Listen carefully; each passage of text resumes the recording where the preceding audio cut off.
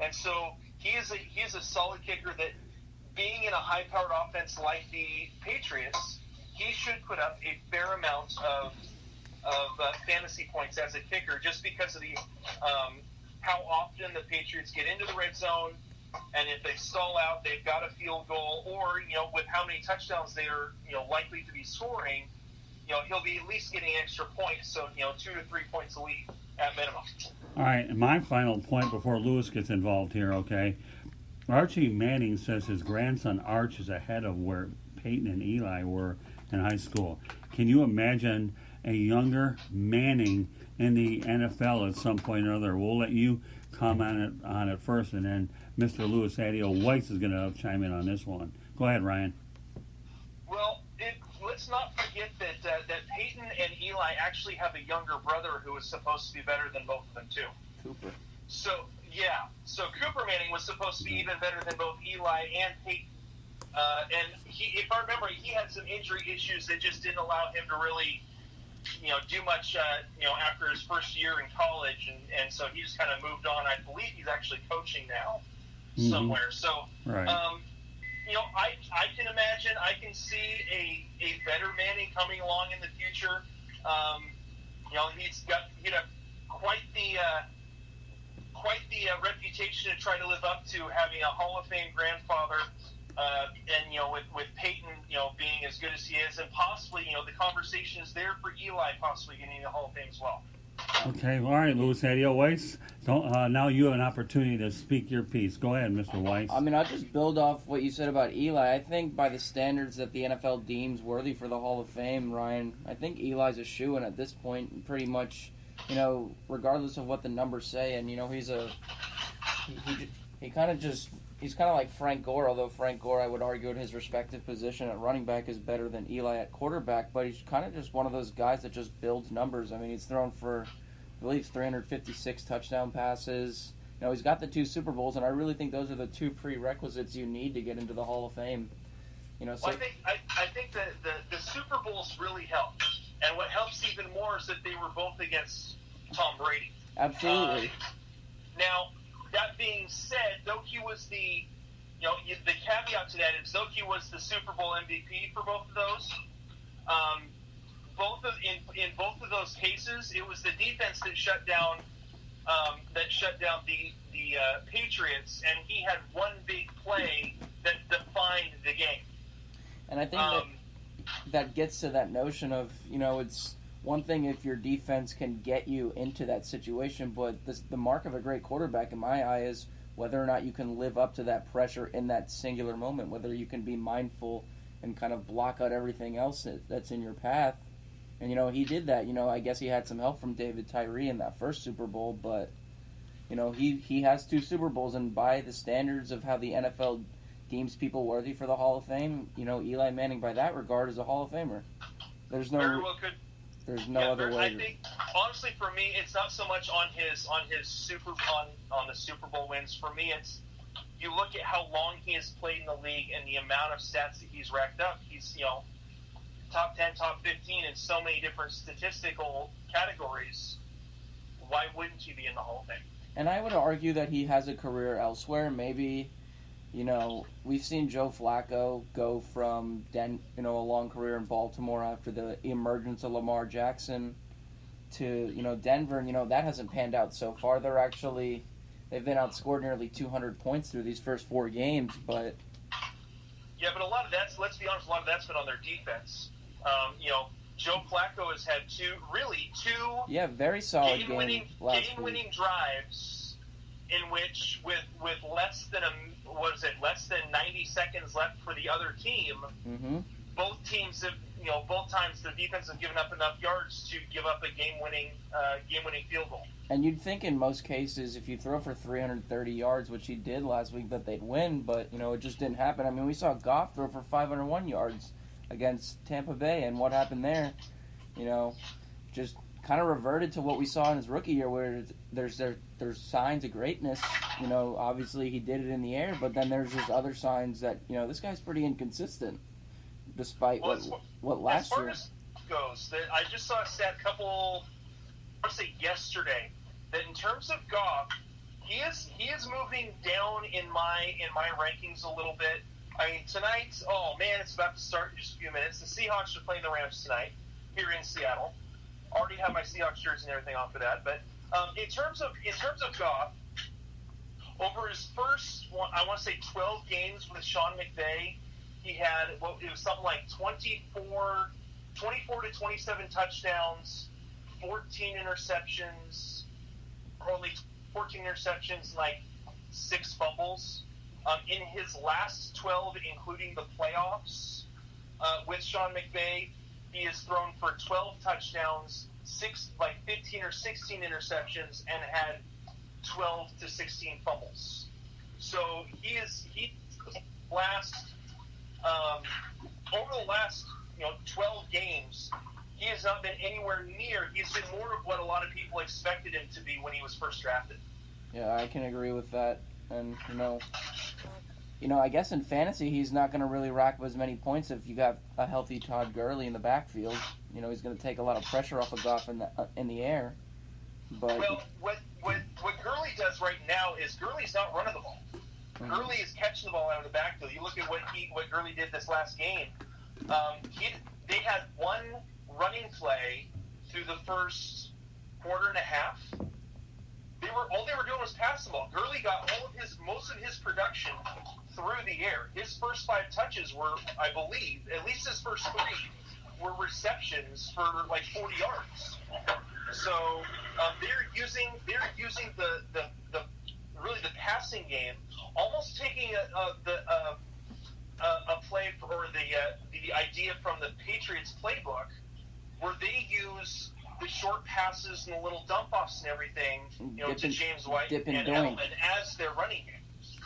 All right, we got a few minutes left to go, so while we have the opportunity, do you have any sleeper picks at all for everybody out there now that we are into Week 5? At least for this week, Andy Dalton, I know that he had one of the worst statistical fantasy QB weeks for a non-injured player so far this season, this past week.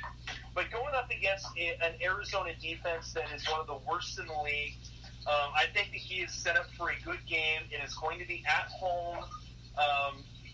The Cardinals have not played well really at all this season.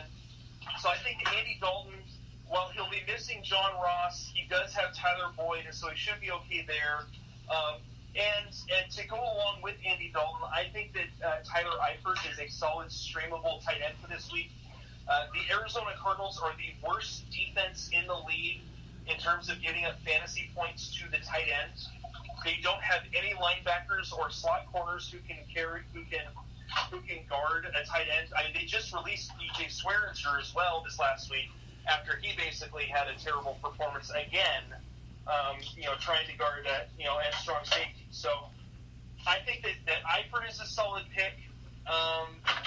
Another one is Marquez Valdez-Scantling with Devontae Adams most likely out, going up against the Dallas defense.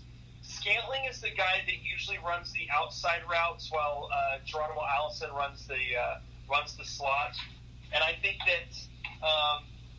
that Scantling is likely to get a fair share of production this week in running those outside routes with Devontae Adams injured. Okay, well, one other thing before we let you go, Ryan. What about Jimmy Graham? Does he wake up this week? Well, he actually kind of woke up last week. He actually finished, I believe, with a touchdown, had a few catches. They had talked about a couple weeks ago, or right before the game this past week against Philadelphia, that LaFleur had said that they needed to get the ball in the hands of their best players. Devontae Adams was one guy that he mentioned, and he also mentioned Jimmy Graham, and they did that last week. Adams had 10 catches for 180 yards. Graham had a few catches, had the touchdown. So they're going to continue to do that. So Jimmy Graham is definitely an option for this week. Again, with Devontae Adams out, if they get into the red zone, they're going to start looking Jimmy Graham's way. Okay, well, since you're in Seattle, and you have a game in your backyard, is there any final thoughts that you want to go ahead and add before we get going, I know that they have those neon jerseys, right? Is that correct? I think they're wearing the highlighter jerseys. Yeah, so they are. They call it I believe they call it electric green, is what they call it up here. So I think tonight, if the Rams, I think the Rams might be doing their all white jerseys. Looks like it. While the Seahawks are doing the all green. So it'll be like the highlighters versus the whiteouts tonight. And I happen to have a highlighter in my hand, so for all you people that want to know, because Lewis is so nice enough to stream it so we can at least get a little update. And he'll be doing some crack updates later. But, Lewis, any final thoughts? Get used to your new teammate, Ryan, because this guy is it. If you have Tom Brady on your fantasy team, start him. You're playing an 0-4 Redskins team. I will wonder what's going to happen with Dwayne Haskins. Not a good showing in that first outing. 3 interceptions coming off the bench, but you can only go up from there, right? With Dwayne Haskins possibly becoming the quarterback, with Case Keenum having a foot injury, I think that it actually is a negative thing for Terry McLaurin. Even though they played together at Ohio State last year, Haskins has not been able to read defenses, and that's going to cause problems for McLaurin getting the ball if his quarterback can't get it to him. Yeah, 3 interceptions. I mean, well, you know one thing about this matchup between these two teams are what? Division rivals, I think, and they're always physical, aren't they? Yes. All right, well, with that said, I'm going to let you get to it. And Lewis and I will talk for a couple of minutes before UK comes on the line. Anything else you want to add? No, I mean, it was nice talking with you, Ryan. So meanwhile, Ryan, this guy's my regular writer, so start reading this stuff. Get used to this guy because he's full of stats, like I was many, many years ago before you guys were born. Okay, no? So, all right. Anyways, Ryan, thank you very much for your time, and we'll get ready for next Tuesday, but we'll definitely be in contact sooner. So, everybody, Ryan Skolrud, our fantasy football expert here on the Sports Exchange, and Ryan Skolrud and I have a show every Wednesday night, so you can follow him as well. So, all right, Ryan, go out there and watch some football and give us some good stuff. Okay, buddy? All right, thanks a lot. And as always, it's a pleasure to be on your guys' show. Well, you know what? It's a pleasure having you just as much as you like it. So, once again, Ryan Skolrud, everybody, and he'll be back next week better than ever. All righty? Have a good night, Ryan. Thank you. All right, good night. Take care, Ryan. So, anyways, Lewis, what are your thoughts right now about what you heard from Ryan? I mean, interesting, with what he was saying about Todd Gurley and how he's been using the air more. It's kind of funny considering, in the Super Bowl last year, he's saying he hasn't been running as much. Gurley only had 11 snaps in the entire Super Bowl, and that a lot of people cite that as a main reason why the Rams lost. Although you can attribute, a lot of that offensive stalling by the Rams to the Patriots defense. Look what they did on Sunday against the Bills, a 16-10 win for New England, but 4 interceptions by way of the defense for the Patriots. And Tom Brady didn't have a good game. His QBR by way of ESPN actually ranked in the bottom 10 of quarterbacks in the NFL. I believe it was like 19.5.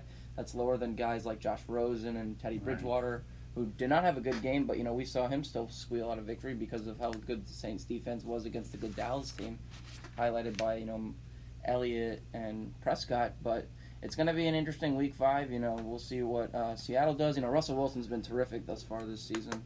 I don't expect him to slow down anytime soon, especially with that new contract. He's just been absolutely terrific.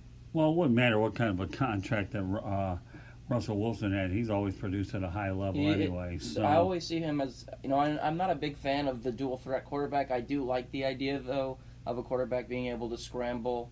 Like Mitch Trubisky did a little bit before he got hurt. Aaron Rodgers, obviously, in this modern era, post-Michael Vick, is the best example of that. Look what Daniel Jones has done in 2 games. He's 2-0, but last game, 5 carries for 33 yards. As a quarterback, you'll take that. That's more than 7 yards a carry, or about 7 yards a carry, 6.8 yards a carry. You'll take that out of a quarterback. If you can get some extra yards, give your running backs a little bit of a rest, surprise the defense on the opposing team, that's what you do what you got to do. And you're not going to get that from guys like Brady and Breeze, but we understand that, they still happen to have very long and successful and heralded careers despite their lack of speed and agility. But, I'm just not too crazy about it. We saw what happened to Lamar Jackson by way of the Browns last week. And, and look at Teddy Bridgewater. They run a different offensive playbook, I would assume, with him as opposed to Breeze, considering their play style. Bridgewater a little bit more mobile than Breeze, obviously, although Breeze a bit smaller. He could see him, scramble a little bit, but he's not going to do what Rodgers